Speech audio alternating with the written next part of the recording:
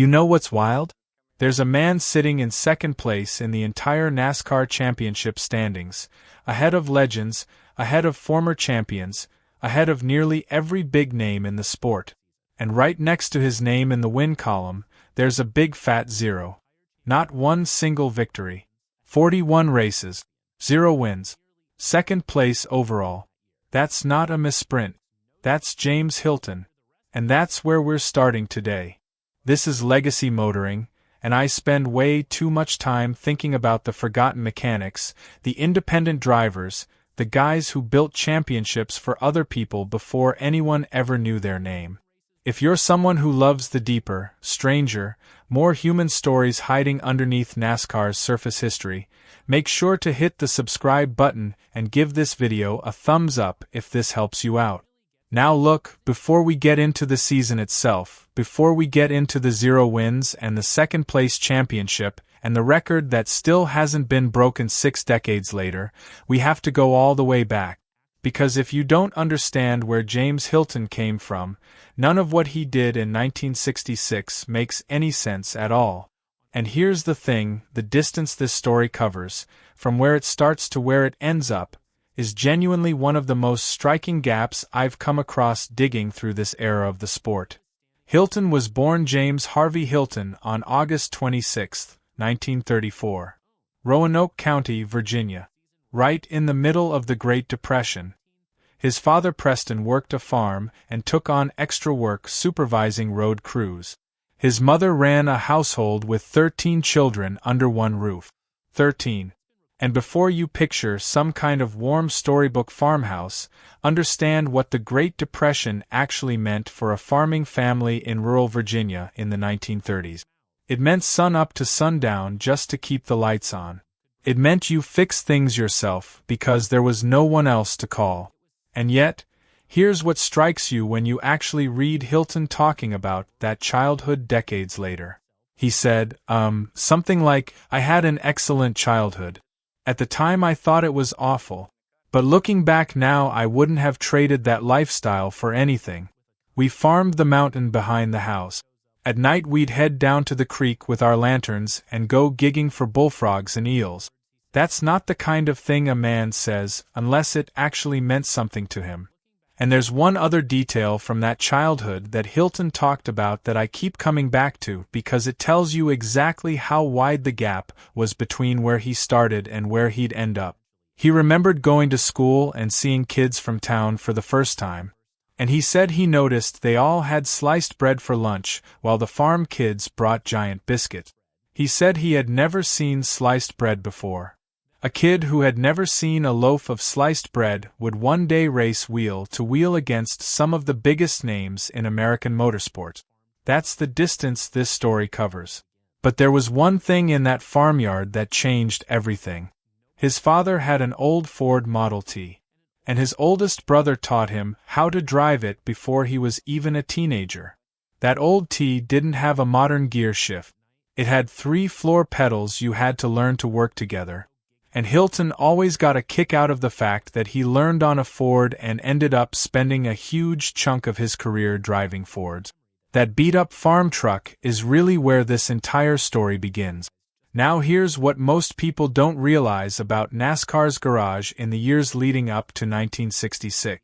It was full of men exactly like the one Hilton was about to become. Guys who came up through pure mechanical know-how and not through money or family connections. If you understood how an engine actually worked, there was a place for you. But for most of those guys, that place wasn't behind the wheel. It was underneath the car. The driver got the trophy. The driver got the write-up in the paper. The mechanic went home with grease under his fingernails and not much else. And the assumption most fans carried into a racetrack in that era was simple.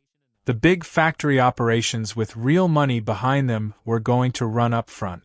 The independents were there to fill out the field and hopefully bring home enough prize money to make it to the next race. Nobody expected an independent, let alone a rookie independent, to actually contend for a championship. That's the world James Hilton walked into. He got his start on the professional side of the sport as a mechanic. And this is where the first of two champions in this story enters the picture. Hilton went to work for a driver named Rex White, who was putting together a Chevrolet operation alongside his chief mechanic Louis Clemens. Hilton came in underneath Clemens, learning from somebody who already knew how to win at the highest level. Between the three of them, White, Clemens, and Hilton working together, they put together 26 race wins as a team. And in 1960 specifically, the season it all came together, White's Chevrolet won 6 races and walked away with the entire NASCAR Grand National title. So sit with that for a second. Before James Hilton ever climbed into a race car of his own, he had already been a hands-on part of building a champion from the ground up, turning wrenches on a car that ended a season as the best in the entire sport. Rex White stepped away from driving after 1964. But Hilton wasn't done building champions. Not even close. He moved over to become crew chief for a Ford team owned by a man named Bondi Long. And the driver sitting behind the wheel of that Ford was Ned Jarrett. If you know anything about NASCAR history, you already know exactly who that is. One of the true legends of the sport. And in 1964, Hilton's very first year running that pit box, the Bondi Long Ford with Jarrett driving won 14 races and finished second in the championship. Now, you might be thinking, okay, 14 wins, that's great, but being crew chief is just strategy calls and adjustments, right? Look, in that era it was a whole lot more than that. Being crew chief meant building and rebuilding engines by hand between races. Setting up suspension geometry with nothing close to the tools crews would have decades later. Figuring out through pure trial and error what actually made a car handle better at one track versus the next. And then making real-time calls on pit strategy during the race itself with a driver's championship on the line. That is not a small thing for a guy who had only recently been turning wrenches for somebody else's mechanic. There's also a piece of foreshadowing from that same year that I genuinely love. In 1964, the very same year Hilton was crew chiefing for Jarrett, he actually climbed behind the wheel himself for the very first time. On July 8, 1964, he made his Grand National driving debut at Old Dominion Speedway in Manassas, Virginia, driving the number 71 Bondi Long Ford, the very same team he was crew chiefing at the time. He finished 19th and picked up $100 for his trouble. Nobody made a big deal out of it. It was just one race. But in hindsight, it reads like the first small crack in a door that was about to swing wide open. Then came 1965. And this is where the second champion in our title fully steps into the story. Still with Hilton on the pit box, the Bondi Long Ford with Jarrett behind the wheel won 12 races and captured the 1965 NASCAR Grand National Championship. And it didn't come easy. Midway through that season, Jarrett cracked a bone in his back in a wreck at Greenville-Pickens Speedway. He kept racing anyway. Gutted out the rest of the year hurt. Walked away with the title, with James Hilton calling every strategic move from the pit box the entire time.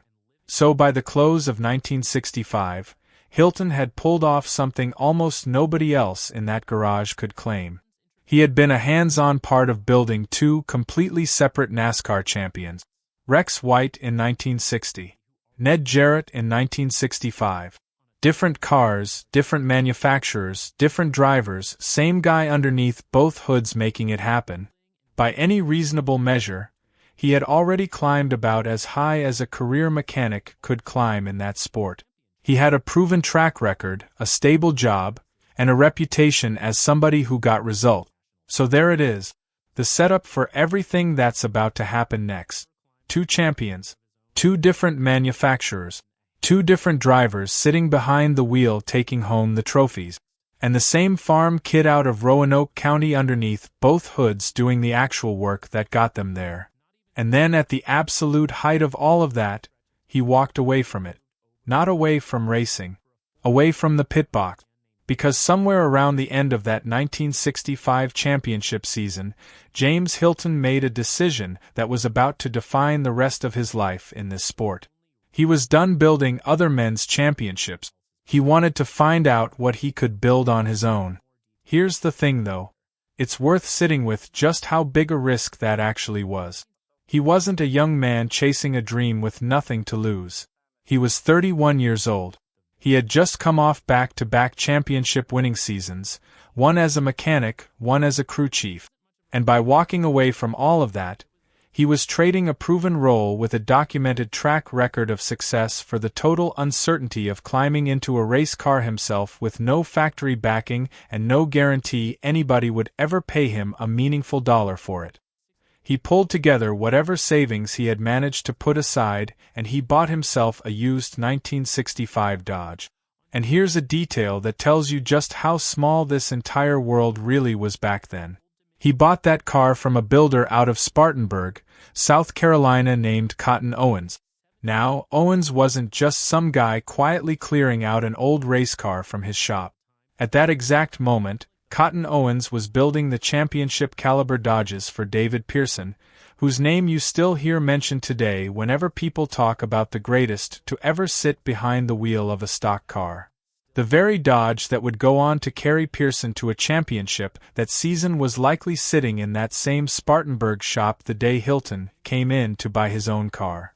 So James Hilton's very first car as an owner-driver rolled straight out of the same shop that was simultaneously producing a championship contender for somebody else.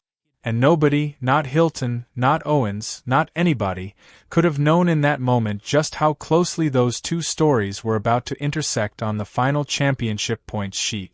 When Hylton actually showed up to run that Dodge in 1966, the entry on the sheet carried the name of a man named Bud Harcha, who ran an operation called Anna Washington. And look, that's just how independent racing worked in that era. Guys pooled whatever resources they had. One man's money bought the car.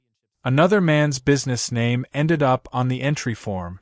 Everybody made it work however they could because nobody at that end of the garage had a factory check coming in to smooth anything over. Now here's where it gets really interesting. To understand why an independent driver running one used Dodge out of his own pocket actually had any real shot at the championship that year, you have to understand what was happening inside the sport in 1966 itself.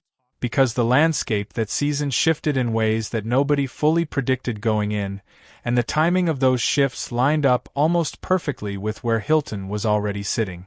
The 1966 season ran nearly the entire calendar.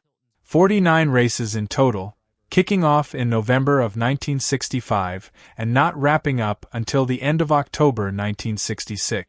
Top teams were expected to show up almost every single week rather than picking and choosing a comfortable schedule the way teams do now. But more importantly, NASCAR had just brought the Chrysler Hemi engine back into competition after it had been sidelined. And then in April of that year, Ford made the stunning decision to pull its full factory support out of the sport entirely, walking away from backing its teams for the rest of the season. Ford cars didn't disappear from the racetrack because independent Ford owners were still out there running what they had. But without factory money behind them, the front of the field thinned out in a hurry. Chrysler cars, meanwhile, absolutely exploded. They went from winning just 6 races the year before to winning 34 of the 49 races run across the entire 1966 season. That is an enormous, almost overnight shift in the balance of power, and it matters here for a reason that's easy to miss. Because Hylton hadn't bought a Chrysler product based on some inside knowledge that Ford was about to abandon the sport. He bought that Dodge because it was the car Cotton Owens happened to be selling. But once Ford pulled out that April, every single week for the rest of the season, Hylton was already sitting on the stronger end of a fight that most Ford independents in the field were now losing before the green flag ever dropped. There's also the matter of how NASCAR's points system actually worked that year. It rewarded a car for finishing races, not just for winning them, which meant a driver who showed up week after week and consistently finished near the front, even without ever taking the checkered flag first, could genuinely stack up points against drivers who were winning big some weeks and falling out with mechanical failures on others. That's the entire mechanism that made a zero-win championship run even mathematically possible. And it's exactly the kind of system a career mechanic who understood how to keep a car together for an entire race distance was built to exploit. Think about the analogy here. It's like a poker player who never goes all in but wins hand after hand after hand and just quietly stacks chips while everyone else at the table is either getting lucky or going broke. The dramatic moments all belong to somebody else. But at the end of the night, you look over and that quiet guy in the corner somehow has the biggest pile on the table. That's the season James Hilton was about to have. Except nobody at the table knew it yet. His rookie year did not open with fireworks. It opened with the kind of grinding, unglamorous struggle that defines almost every independent racer's first real season running their own equipment. At Riverside in January, transmission trouble. He started 17th and finished 21st. Getting into the Daytona 500 itself meant first surviving a qualifying race earlier in the week, a race that set the starting lineup for the big show. A rookie owner-driver with no factory backing had to earn his way in the hard way. He ran that qualifying race in February and came home 12th, then made the Daytona 500 and finished 9th. For a first-timer running his own car with no factory support, that was a genuinely solid start even if nobody outside the garage was paying close attention yet. Then things got rough in a hurry. At Rockingham in March, engine trouble, finished 19th. Later that same month at Atlanta, engine trouble again, finished 15th. Then in April at North Wilkesboro, a third engine failure, this time dropping all the way back to 35th. 3 engine failures inside of a single month. Now you might be thinking, okay, engines blow sometimes, that happens to everybody. But here's what most people don't realize about what an engine failure meant for an independent team in 1966. It didn't just mean a bad finish on Sunday. It meant hauling the car back to the shop, pulling the whole thing apart by hand, and rebuilding it from the block up with whatever parts the team could scrape together the money for, often before the next race on the schedule rolled around, sometimes just days later. There was no factory crate engine showing up on a truck to bail Hylton out. Whatever got fixed because somebody in that shop knew exactly what they were doing with a wrench. And that somebody was usually Hylton himself. 3 engine failures in a month is exactly the kind of stretch that ends most shoestring operations before they ever really get going. You have to figure there were nights that spring, sitting in a garage with a blown engine and no factory check coming, where walking back to somebody else's pit box would have looked like the smarter move. But he didn't quit. And Bristol is where things started to turn. At the Southeastern 500, Hylton started 17th and brought that Dodge home third. His very first top 5 finish of the season as an owner-driver. After 3 consecutive engine failures, that third place at Bristol was proof of concept as much as it was a good result. It told Hylton, and it told everybody paying attention, that the car itself was fundamentally sound. That the rough start was bad luck and bad timing rather than a bad build. And that, if the team could just keep the engine together for a full race distance, this Dodge was capable of running with anybody on the track. From that Bristol result forward, the finishes started stacking up. He came home 8th at Martinsville, 9th at Darlington, 2nd at a race down in Hampton, Virginia, 4th at a short track outside of Monroe, Georgia. And then in May at Starlight Speedway in Monroe, North Carolina, Hylton won the first pole position of his entire career. He led 46 laps of that race out front before a tie rod broke and dropped him all the way back to 22nd. Look, that one had to sting. Badly. A guy who had never won a pole in his life finally gets one, leads nearly half the race, and watches it come apart over one broken piece of steering hardware that had nothing to do with how well he was actually driving that day. Nobody recorded exactly what Hylton said about it afterward, but it's not hard to imagine the conversation in that garage on the ride home. 2 days after Monroe, he was already back at it up at Richmond, and the very next month at Charlotte, he delivered the biggest single result of his season so far. Starting 18th in the World 600, He drove all the way up to fourth by the finish, good for $4,325, the largest single payday of his career up to that point. For a guy who had bought his own car with his own savings and was fielding it under a partnership arrangement just to keep the operation alive, a check like that meant a whole lot more than just a good line on a stat sheet. That's the kind of money that keeps a shoestring team alive to make the next race. Pays for the next engine rebuild. Buys another week of proving that walking away from the pit box wasn't a mistake. And notice what still hadn't happened. Third at Bristol. Second at Hampton. A pole at Monroe. Fourth at Charlotte with the biggest check of his life. Race after race of exactly the kind of finishes that build a championship run. And not one single trip to victory lane to show for any of it. Through the middle of that summer, Hylton just kept piling up finishes. Third at a short track near the Virginia coast. Fourth at Asheville. Ninth in the Firecracker 400 at Daytona on the 4th of July. And then in August, he strung together two of the very best runs of his entire rookie season back-to-back. Road course event. A very different kind of racing than the ovals that made up most of the schedule. A place where raw horsepower alone couldn't carry a car the way it could at Daytona or Charlotte. He finished second at Bridgehampton after leading 6 laps. Then finished second again up at a track in Islip, New York, where he led 146 laps of the entire event. The single biggest laps led total he would post all year. Think about what that actually means. A guy with no factory support running one Dodge Coronet out of his own pocket, leading nearly the entire distance of a race against cars with real corporate money behind them. That is not luck. That's a car that was flat out fast on that given day, and a driver who knew exactly what to do with it once he got out front. Here's what most people don't realize when they look at a championship points table without reading the story behind it.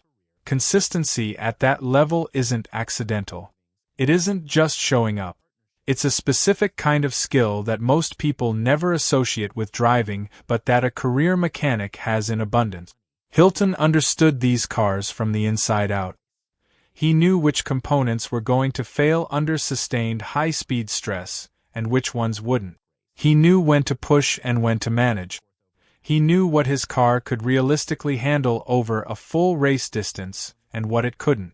That knowledge, built over more than a decade underneath other men's hoods, was exactly what kept that Dodge in one piece week after week when other independent operations were folding on the side of the track. By that point in the summer, a guy who had opened his season with 3 blown engines in a row had quietly turned himself into one of the most consistent runners on the entire schedule. And he'd done it without a single win to point to. That's the kind of season that's easy to miss in the moment because there's no victory lane photo. No trophy picture in the morning paper. Nothing but a name creeping up a points sheet one solid finish at a time.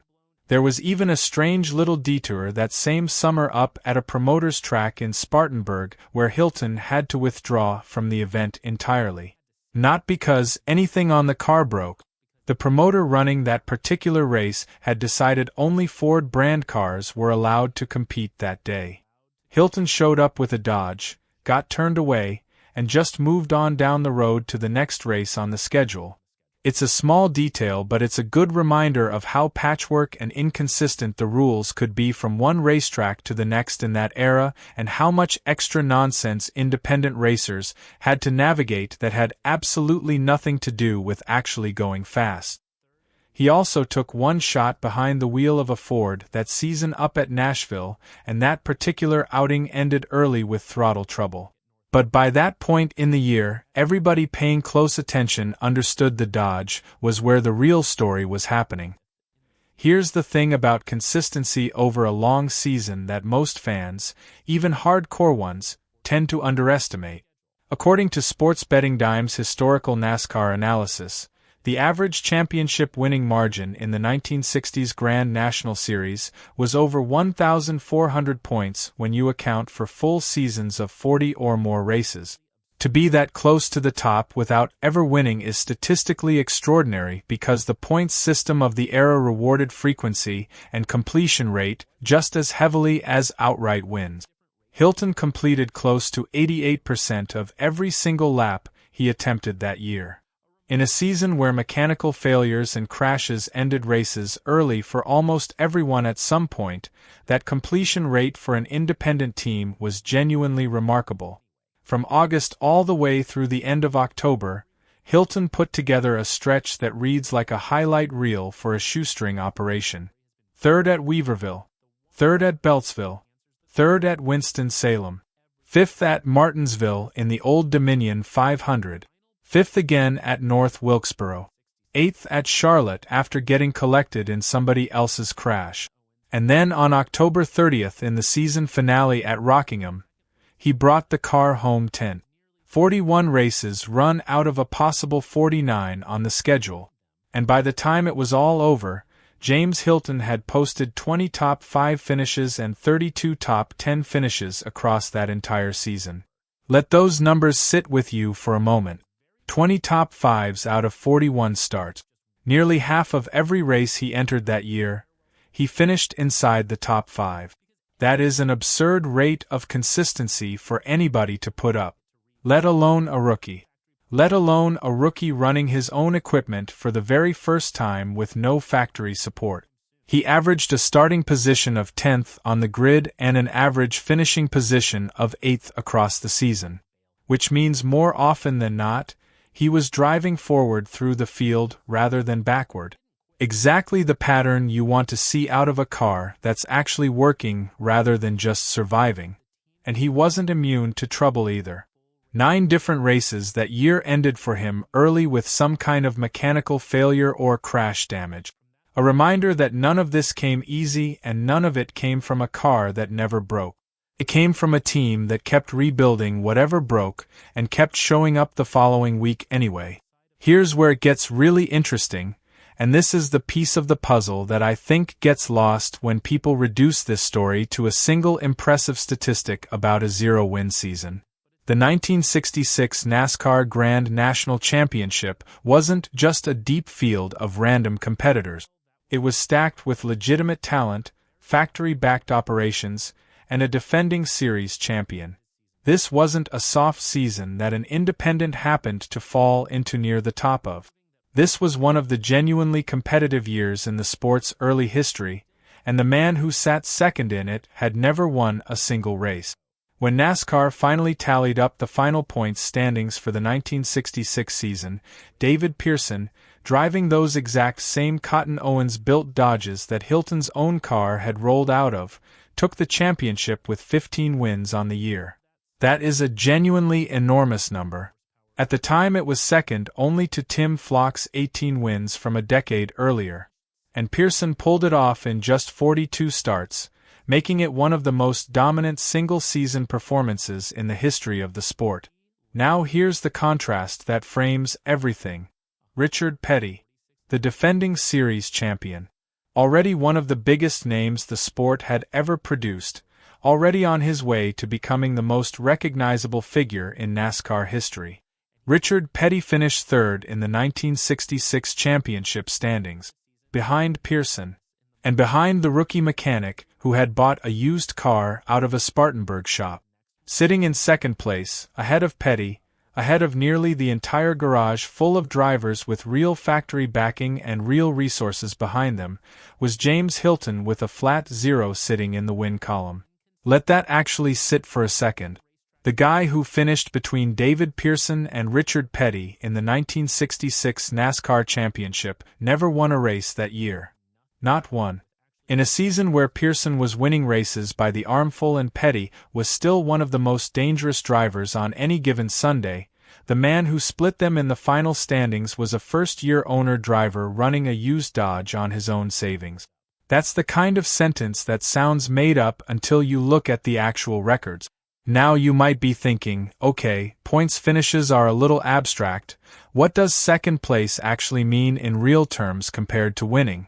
And look, here's where the contrast framing really lands. A second-place championship finish in NASCAR's Premier Series in 1966 carried more prestige, more prize money, and more professional credibility than winning most races anywhere else in American motorsports that year. Hilton himself said it best when talking about Martinsville. He pointed out that qualifying at a top-level race was paying more than the total purse at most short-track races in the country. This was the highest level of the sport, and he was second in it, with 0 wins. But the number that I keep coming back to, the one that really tells you what this season actually meant, isn't even Hilton's own number. It's Ned Jarrett's. Jarrett, the very man whose pit box Hilton had run just 1 season earlier, the very man whose 1965 championship Hilton had helped engineer from the crew chief's side of the pit wall, ran a limited farewell schedule in 1966. Only 21 of the 49 races on the calendar, and finished the year 13th in points. 13th. 11 full positions behind the rookie who used to work for him. A man who had personally called the strategy behind Jarrett's own championship was now, in his very first season behind the wheel, sitting well clear of him in the final standings.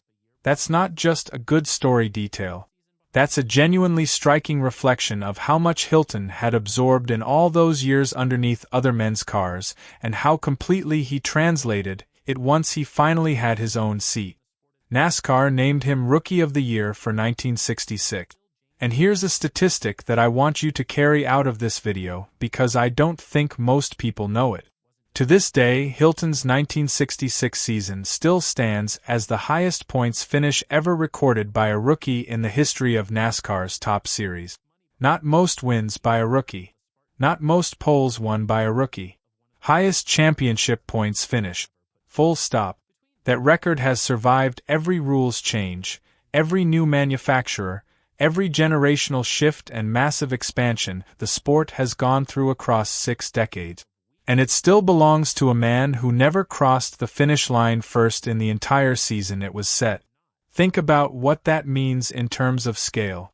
Every single rookie who has come through NASCAR since 1966, through the era of big factory money, through the modern era of massive corporate sponsorship, through seasons with far fewer total races and far more resources available to new teams, not one of them has matched what a 32-year-old mechanic from a Virginia farm did in his first year on his own.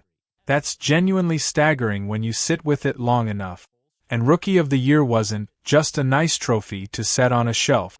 It was the sport's official acknowledgement that the best new driver to show up that season hadn't come out of a factory program with unlimited parts and engineers behind it.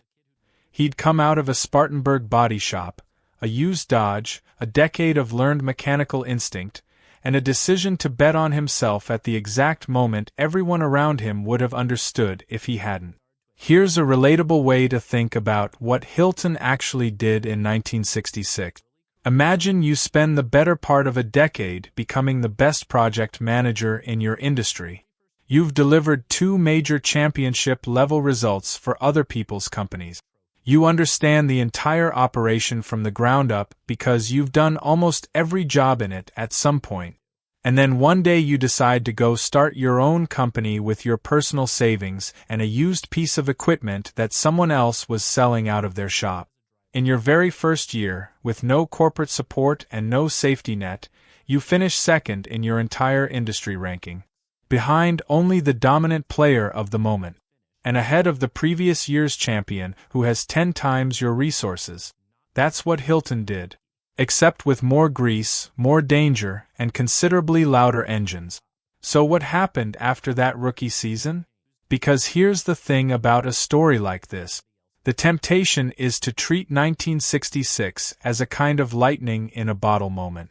A perfect alignment of circumstances that could only happen once.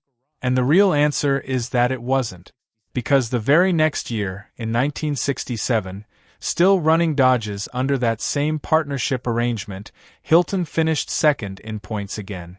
For the second consecutive season.